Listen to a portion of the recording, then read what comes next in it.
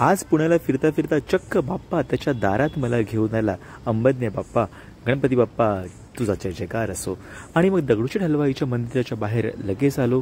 फटाफट तिथे जाऊन चपला काढल्या, हार फुलं विकत घेतले आणि मग लाईन लावण्याच्या दिशेने निघालो।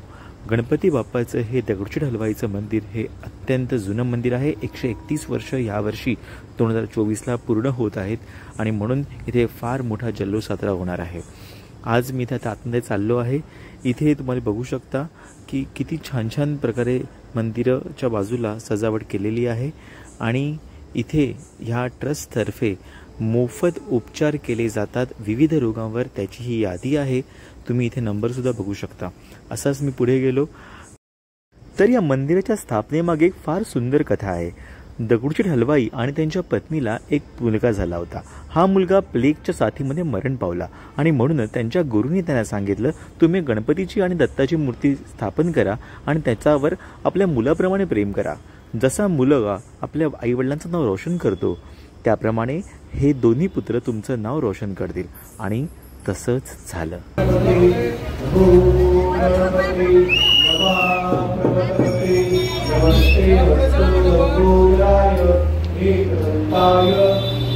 शिवस्ताय श्री वरदमूर्तये नमः।